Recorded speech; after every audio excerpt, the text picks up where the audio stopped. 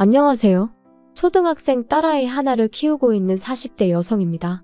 제가 오늘 이렇게 제 이야기를 하러 온 건 말 그대로 염치 없는 저희 시댁 식구들을 고발하고 싶어서요.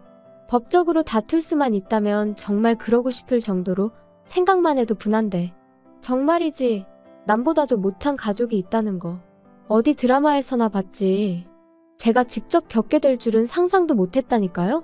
일단 제 이야기를 좀 하자면 제가 고등학교 2학년 때 아버지께서 세상을 떠나셨어요. 화재 사고였지요. 참으로 억울한 게 원래 저희 아버지는 본사에서 근무를 하셨는데 그날은 공장에 내려가 봐야 할 담당자가 휴가를 내는 바람에 어쩔 수 없이 저희 아버지가 가시게 되셨거든요. 그리고 그날 딱 사고가 난 거예요. 어이없는 사고로 아버지를 잃은 후 아버지와 사이가 좋으셨던 어머니는 밤낮으로 눈물을 흘리셨고 저는 저대로 매사에 비관적인 사람이 되어갔지요.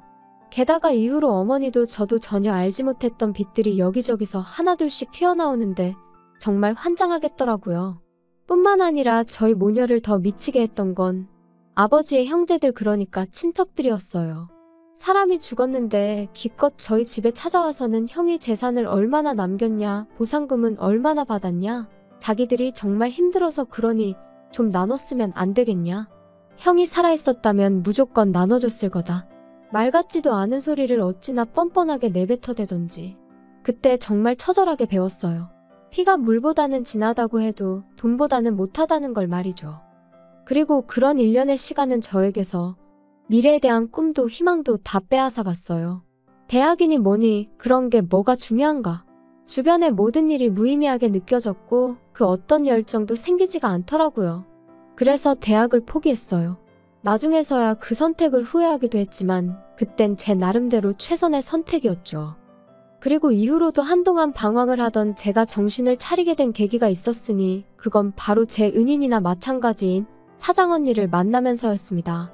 당시 저는 그래도 제 용돈은 벌었어야겠다는 생각으로 디저트 가게에서 아르바이트를 하고 있었는데 그때만 하더라도 가게가 자리를 잡기 전이라서 아르바이트생이라곤 저 하나밖에 없었거든요.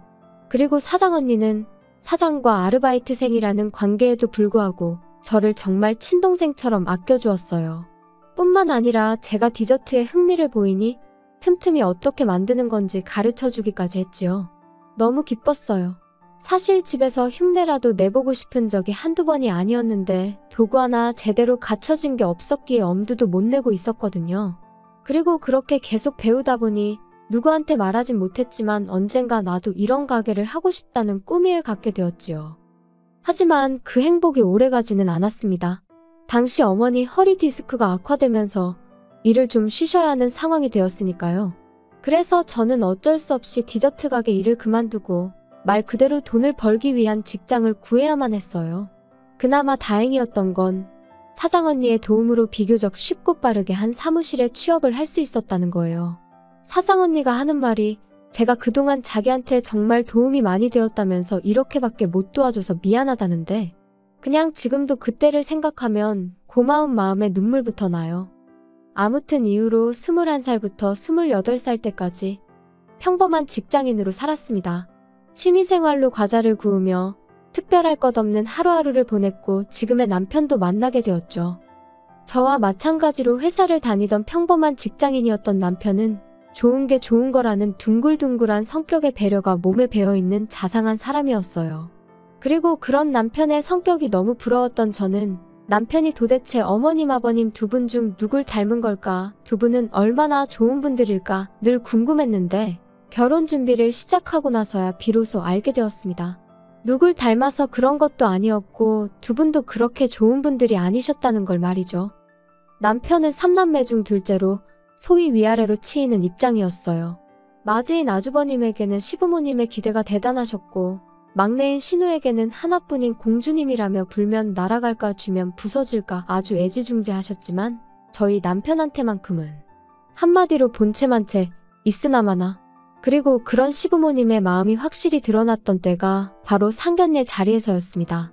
아이들 결혼 준비를 어떻게 도와주실 거냐는 저희 어머니에게 둘이 좋아서 하는 결혼이니 부모가 뭐라 하겠냐면서 도와줄 형편이 안 되니 그런 줄 아시라. 그 일로 우리 아들을 사위로 못 받아들이시겠다면 그 또한 뭐 어쩔 수 없다. 한마디로 배째라는 식으로 나오시더라고요. 그리고 정말로 저희 시부모님이 돈이 없으셔서 그러신 거라면 해주지 못하는 부모의 마음은 오죽하겠나 그렇게 생각하면 생각했지 원망은 하지 않았을 겁니다. 하지만 그게 아니었어요. 남편은 제가 속상할까봐 차마 말을 못했었다는데 알고 보니 저희보다 2년 일찍 결혼한 아주버님한테는 시부모님께서 집과 차를 해주셨었다는 거예요. 그것도 대출 하나 없이 말이죠. 그리고선 남편한테 하셨던 말이 원래 장남이 잘 돼야 집안이 잘 되는 거라고. 그러니까 샘내지 말라시더랍니다.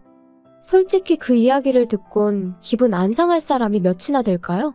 아무리 시부모님 재산이니 저희가 가타부타 말할 게 못 된다지만 그래도 사실을 알고 나니 너무 기분이 나빴죠. 남편은 저에게 자긴 괜찮다며 덤덤하게 말했지만 저는 솔직히 저희를 안 도와주셨다는 사실보다 아주버님과 저희 남편을 대놓고 그렇게 달리 대하셨다는 게 말 그대로 기분이 더러웠어요. 하지만 제가 그런 티를 낸다고 상황이 달라질 것도 아니고 그래서 남편한텐 그랬네요. 뭔가를 받을 땐 그만큼의 책임이 따르는 거 아니겠냐. 나는 상대적으로 그만큼 홀가분해졌다 생각하겠다. 그런데 황당한 상황은 여기서 끝이 아니었습니다. 듣기론 아주버님네는 결혼 직후부터 아이를 갖기 위해 노력을 했다는데 이유는 잘 모르지만 어째서인지 임신이 잘 안 되는 모양이더라고요. 반면에 저희는 솔직히 말하면 집이라도 장만하고 이후에 아이를 가질 생각이었는데 뜻하지 않게 1년 만에 아이가 생겼지요. 그리고 시부모님과 저희 부부의 사이가 좋고 나쁘고를 떠나 어쨌든 제가 손주를 가진 거니 이 소식을 안 알릴 수는 없잖아요. 그래서 양쪽 집안에 제 임신 사실을 알렸습니다. 그런데 황당하게도 시부모님께선 저더러 제 임신 소식을 아주버님네는 모르게 하라셨어요. 어이가 없었죠.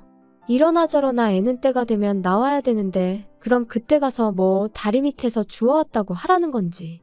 하지만 시부모님은 계속해서 아주버님이고 형님이고 스트레스 받게 하지 말라며 신신당부를 하셨으니 참 서글프대요. 그리고 결국은 걸렸습니다. 임신한 지 6개월째 되던 때 추석이었는데 시부모님이 못 오게 하셔서 안 갔거든요. 그런데 이제 형님이 난리가 났던 거죠.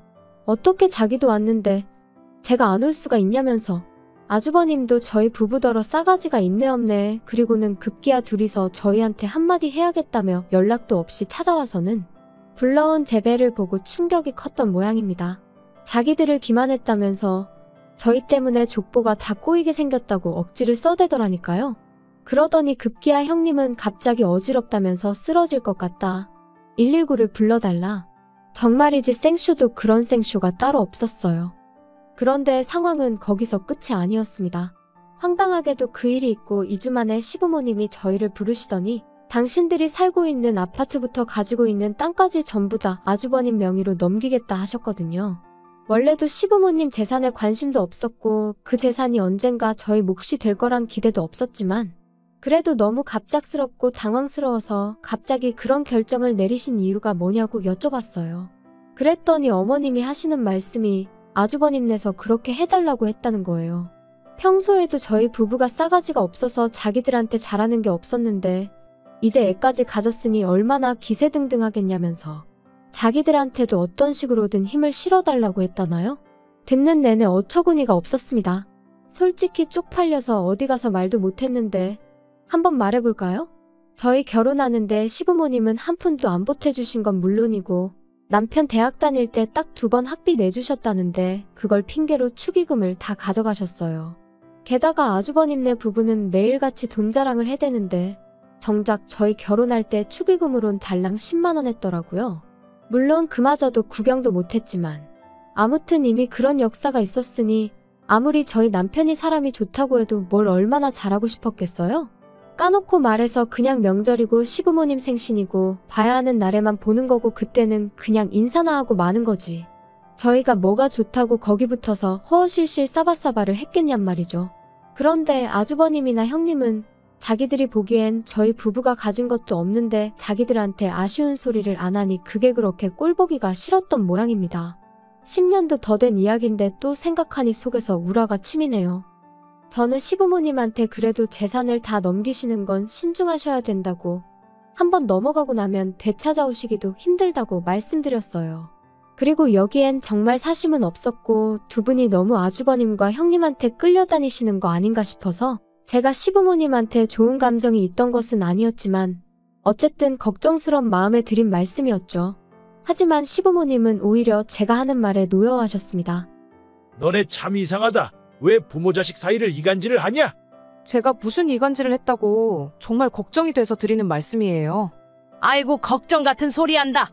다른 사람도 아니고 우리 장남한테 준다는데 어디 감히 그런 소리를 해.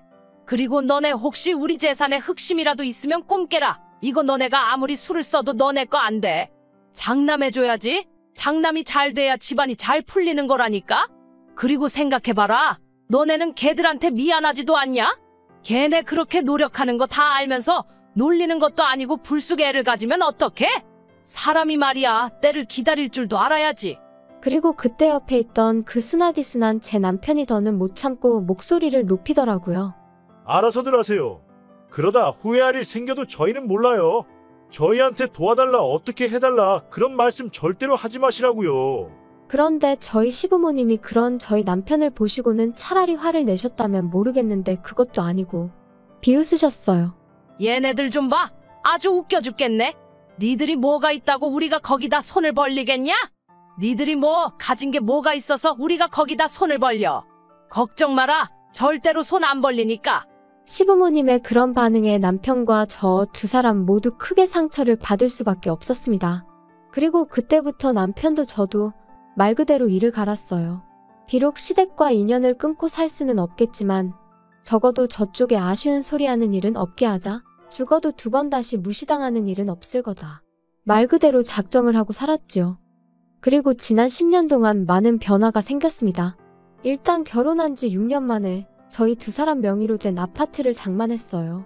비록 대출도 껴있고 구축이긴 했지만 생각보다 이른 목표 달성에 얼마나 기쁘던지. 하지만 이 기쁨에 초를 치는 이가 있었으니 그 또한 말 안 해도 아시겠죠? 바로 저희 시댁 식구들이었습니다. 솔직히 얼마나 반가운 사람들도 아니다 보니 딱히 자랑하고 싶은 마음도 인정받고 싶은 마음도 없었는데 그래도 남편은 저하고는 조금 달랐던 모양이에요. 당신들 도움 없이도 내가 여기까지 왔다고, 이만큼 해놓고 산다고 나름대로의 성과를 알리고 싶은 눈치더라고요. 그리고 저는 그런 남편이 왠지 안쓰럽기도 하고 조금은 이해도 되었기에 그러라 했어요. 시댁 식구들 다 불러서 집들이 한번 하자고요. 그런데 집들이 당일 너나 할 것 없이 다들 빈손으로 와서는 여기저기 흠잡기에 급급할 뿐이었습니다. 이렇게 좁아터진 집에서 어떻게 애를 키우고 사냐? 이런 데서 살 거면 전세나 살지 이걸 뭐 한다고 매매를 했냐? 덕담이나 한마디 해주시던가 그마저도 힘드시면 그냥 말을 마시지. 오죽하면 우리 부부랑 아예 안 보고 사시려고 저러시는 건가 싶더라니까요. 그리곤 쓱 남편 표정을 살피니 아니나 다를까 입은 꾹 다물고 얼굴부터 목까지 벌개져서는 안쓰러워 죽겠더라고요. 그래서 그때 이후로는 전보다 더더욱 거리를 두고 지내기 시작했지요. 그러다 저희 애가 초등학교에 들어가고 얼마 지나지 않았을 무렵 저는 사장언니로부터 생각지도 못한 제안을 받게 되었습니다. 사장언니 말이 자기가 애들 때문에 급하게 이민을 가게 되었다면서 자기 가게를 인수받으면 어떻겠냐고요. 이미 하겠다는 사람은 여럿 있었지만 제가 계속 마음에 걸렸다면서 만약에 제가 한다고만 하면 저한테는 권리금 없이 그냥 넘기겠다는데 솔직히 그렇게 제 생각을 해줬다는 사실만으로도 너무 고마웠네요. 하지만 한편으론 내가 할 수 있을까 하는 걱정도 컸어요. 아이를 키우는 동안 나름대로 배운다고 전문학교를 다닌 적도 있었고 집에서 꾸준히 만들어보기도 했지만 남한테 제대로 평가를 받아본 일이 많지 않다 보니 스스로에 대한 믿음이 부족했달까요? 하지만 결론부터 이야기하자면 결국엔 한번 부딪혀보기로 했어요. 사람 일이라는 게 뭐든지 해보고 나서 결정해도 늦지 않는다는 친정어머니의 말씀에서 용기를 얻었죠. 그리고 그 이후로 지금까지 저희 부부에게는 좋은 일만 있어 왔습니다. 남편은 좋은 조건의 대기업으로 이직에 성공했고 제 가게 또한 나날이 인기가 좋아져 3호점까지 냈으니까요. 그뿐인가요? 집값도 올랐지 아이는 성실하고 건강하게 자라주고 있었지. 어느 것 하나 불만을 가질 이유가 없었어요. 그리고 그렇게 행복하고 편안한 하루하루가 이어지면서 시댁 식구들에 대한 관심은 점점 멀어져만 갔습니다. 사실 사이가 안 좋아지기 시작한 무렵부터 한동안은 그래도 시댁 식구들이 어떻게 지내고 있는지 알아야 할 것 같았고 뭐랄까. 비록 느슨하고 해진 끈일지라도 어떻게든 붙잡고 있어야 할 것 같았거든요. 그런데 어느 순간 그런 마음도 옅어지기 시작하대요. 아마 저희 셋만으로도 충분히 행복할 수 있다는 걸 깨닫기 시작하면서부터 아니었나 싶은데. 아무튼 그리고 그렇게 지내다 보니 어느 순간 시댁에 대한 미움도 원망도 사라진 것 같았습니다. 알아서들 잘 살겠지. 무소식이 희소식이라니까. 우리도 알아서 잘 살고 있어요. 정말 딱 이 생각뿐이었어요. 하지만 올해 초 전혀 생각지도 못한 소식을 듣게 되었습니다. 평소에 왕래라곤 요만큼도 없었던 신우한테서 말이지요. 어떻게 제 번호를 알게 된 건지도 모를 만큼 소원한 사이였는데 난데없이 신우가 전화를 해서는 저희더러 무심하니였더니 한참을 떠들어대대요. 그리고는 한다는 말이 아주버님네가 난리가 났다면서 큰일 났다는데 솔직히 하나도 궁금하지 않았어요. 하지만 안 물어보면 이 전화가 끝날 리가 없겠구나 싶어. 무슨 일인데 그래요? 언니 어떡하면 좋아요. 우리 큰오빠 아주 쫄딱 망하게 생겼어요. 그리고 이때까지만 해도 저는 솔직히 기껏해야 아주버님이나 형님 둘 중 한 분이 바람이라도 났나 싶었는데. 쫄딱 망하다니 그게 다 무슨 소리예요. 알아듣게 얘기를 해봐요. 글쎄 세상에 큰오빠가 큰언니랑 상의도 없이 엄마 아빠가 준 땅도 다 팔아버리고 아파트 담보로 대출도 있는 대로 끌어다가 주식을 했대나 코인을 했대나 진짜 미쳤나봐요. 어떡해요? 그걸 저한테 물어도 제가 무슨 말을 해야 할지 모르겠네요. 아니 근데 솔직히 작은 오빠랑 언니 때문이기도 해요 이게.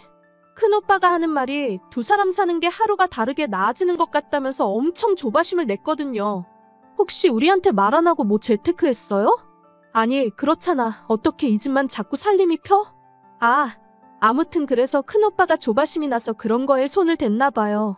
어떡하면 좋아요? 작은 오빠랑 언니가 좀 방법을 찾아봐요. 이러다 두 사람 원망 듣게 생겨서 내가 걱정이 돼서 연락한 거라니까요? 기가 차서 신우더러 그걸 말이라고 하냐고 따졌어요. 그리고 아가씨도 지금 나이가 몇인데 전할 말 못 전할 말 구분도 못하느냐고 그런 말을 나한테 전하면 내 입에서 좋은 소리가 나가겠냐고 쏘아붙였습니다. 설령 재테크를 했다고 해도 그게 우리가 아주버님이나 형님한테 양해를 구할 일이냐 사과를 할 일이냐 황당하다 그랬지요. 그랬더니 신우가 한다는 말이 다 같이 잘 먹고 잘 살면 좋은 거 아니냐는데 그렇게 생각하는 사람들이 시부모님한테 재산 다 받아내고 동생네는 거들떠도 안 보냐고 또다시 받아쳤어요. 그러자 신우가 저더러 언니 그렇게 안 받는데 돈 얘기에 되게 민감하답니다. 그러니 더 할 말이 없었죠. 참고로 그렇게 아주버님 재산 다 퍼주실 때 신우 앞으로도 오피스텔 하나 해주셨어요. 정말 저희만 아무것도 안 해주셨다니까요. 그렇게 기분 나쁜 연락을 마치고 남편에게 이런 연락이 왔었다고 알렸습니다. 그리고 남편의 반응은 저랑 별반 다르지 않았죠. 이제 와서 그런 소리를 왜 우리한테 하냐면서 몹시 마음 상해했거든요. 그런데 며칠 전 어머님한테 걸려온 전화를 받게 되면서 그제서야 신우가 괜히 연락을 했던 게 아니라는 걸 알게 되었습니다. 어머님하고는 참으로 오랜만에 통화였는데 어머님은 가타부타 설명도 없이 다짜고짜 앓는 소리 죽는 소리를 내기 시작하셨어요. 그리고 저는 그런 어머님의 푸념이랄지 신세한탄을 들어드리고 싶은 마음은 손톱만큼도 없었기에 하실 말씀이 뭐냐 용건만 말씀하시라 했지요. 옆에 있던 남편도 귀찮다는 듯이 손만 내저을 뿐이었고요. 너는 정말 말을 서운하게 하는구나. 시애미가 전화를 하면 잘 지내셨냐, 아픈 데는 없으시냐, 근심거리가 있으시냐 그런 거 물을 생각은 안 하고. 아주버님이 어련히 잘 챙겨드리고 계시지 않겠어요? 무슨 일 때문에 그러시는데요? 우리 장남이라면 내가 생각만 해도 눈물이 날라 그런다. 걔가 지금 너무너무 힘들어하고 있어. 혜지한테 다 들었지? 아가씨랑 얼마 전에 통화를 하긴 했는데 잘은 몰라요. 그런데 아주버님이 힘드신데 왜 저한테 연락을 하셨어요? 제가 딱히 해드릴 게 없는 것 같은데. 왜 해줄 게 없어? 있으니까 내가 연락을 했지. 아무래도 나랑 네 시아버지랑 당분간 너희 집에 가 있어야 될 것 같다. 갑자기 그게 무슨 말씀이세요? 저희 집에 오신다니 도대체 왜요? 아니 부모가 자식 집에 간다는데 무슨 왜요야 왜요는. 큰애가 지금 사는 집을 비워줘야 되는데 뭐 돈이 좀 그래서 당분간 우리 집에 와 있어야 된다잖니? 그런데 너도 우리 집 알잖니? 거기서 어떻게 다 같이 살아? 게다가 이 집도 명의가 큰애 앞으로 되어 있어서. 아무튼 우리가 그래서 일단은 큰애한테 집을 비워주고 우리는 너희 집에 가 있으려고 그런다. 그러니 그런 줄 알고 방 하나 만들어놔. 알겠지? 아주버님네랑은 못 사시는데 저희랑 어떻게 살아요? 그리고 내드릴 방 없어요. 걔네가 우리가 있으면 애를 어떻게 만들어? 넌 왜 이렇게 생각이 없냐? 어머님, 결혼하고 이제껏 안 생기면 둘 중 누구한테 문제가 있어도 있는 거 아니겠어요? 아무튼 그거야 아주버님네 사정이고 저는 어머님 아버님이랑 같이 못 살아요. 여기로 오지 마세요. 그리고 그때 남편이 저한테서 핸드폰을 뺏어가더니 스피커폰으로 돌리고는 화를 내기 시작했습니다. 우리한테 부탁하는 일 없을 거라 하시지 않으셨어요? 가진 것도 없는 저희한테 뭘 바라겠냐면서 있는 대로 비웃으셨을 땐 언제고 이제 와서 같이 살자고 하면 제가 좋다고 할 줄 아셨냐고요. 죽이 되든 밥이 되든 형님하고 사세요. 아니면 어떻게든 지금 두 분이서 사시는 집은 지키시던가요. 아무튼 저희는 요만큼도 얽히고 싶지 않으니까 이런 연락이라면 하지 마세요. 남편은 자기 할 말을 마치기가 무섭게 전화를 끊었고 이후로 한동안 복잡한 표정을 하고 있었습니다. 그리고 저는 무슨 말이라도 해야 하나 싶었지만 그냥 기다렸어요. 남편이 먼저 무슨 말이라도 해주기를 말이죠. 그러자 한 1시간쯤 지났으려나 신우한테 다시 전화가 와서는 아주 생난리를 치대요. 저희 때문에 지금 어머님이 울고불고 난리시고 아주버님네가 저희 가만 안 둔다고 그랬다고요. 어이가 없어서 하나도 안 궁금하니까 소식 전하지 말라고 했어요. 그리고 아주버님한테 가만 안 둘 거면 어쩔 건지 마음대로 해보라 전하라 했습니다. 우리도 이제 정말 겁날 거 하나 없고 막말로 평생 안 보고 살아도 된다고요. 남편도 질세라 형 노릇이나 똑바로 하면서 뭐라고 해야 씨가 먹히지 않겠냐며 화를 내대요. 그런데 어이없게도 시부모님은 기어이 짐을 바리바리 싸들고는 저희 집에 오셨어요. 끊임없이 눌러대는 벨소리에 당황스럽고 이웃에게 미안하여 현관을 열었더니 왜 문을 이제 여냐며 씩씩대시는데 순간 기가 막혀서 말이 안 나오더라니까요. 게다가 황당해서 이게 무슨 경우시냐니까 부모가 자식 집에 온 건데 어쩌라는 거냐며 저를 밀치시곤 그대로 집 안으로 들어가시기까지 하셨습니다. 그래서 제가 남편에게 전화를 걸어 상황을 알리니 남편이 좀만 기다리라대요. 그래서 저는 부엌에 시부모님은 거실에 말 그대로 팽팽한 긴장감이 흘렀습니다. 그리고 얼마간의 시간이 흘렀을 무렵 세상에 남편이 경찰을 대동하고 왔더라고요. 그리고는 모시고 나가달라는데 솔직히 경찰은 저희 집안 사정을 모르니 아마 저희 부부가 정말 나쁘게 보였을 거예요. 그래도 부모라는데 추운 겨울날 모시고 나가달라 하니까 어이가 없었겠지요. 하지만 뭐 막말로 체면이고 나발이고 아무튼 신랑이 끝에 아주버님이 와서는 그렇게 시부모님을 모시고 갔어요. 저희한테 쌍욕을 하길래 한 번만 더 해보라고 그러면 고소하겠다 했네요. 그리고 그날 이후로 다행이라고 해야 할지 시부모님으로부터 더는 연락이 없어요. 잘된 일이죠. 남편은 여기까지 오는데 1,000원 한 장 도움도 안 준 사람들이 무슨 부모냐고 더는 생각하고 싶지도 않다고 하대요. 정말이지 하늘에 맹세코 두 분이 가진 게 없어서 못 해주신 거였다면 저희 이러지 않았을 거예요. 오히려 안타깝고 안쓰럽게 생각하며 저희가 먹고 살만해진 지금 어떻게라도 도와드렸을 테지요. 뭐 아무튼 이미 다 지나가 버린 일 계속 곱씹는다고 뭐가 달라지겠어요? 더는 그냥 저희를 찾지 않으셨으면 좋겠습니다. 저희도 찾지 않을 거니까요. 그냥 각자의 자리에서 정말이지 무소식이 희소식이란 마음으로 살면 좋겠네요.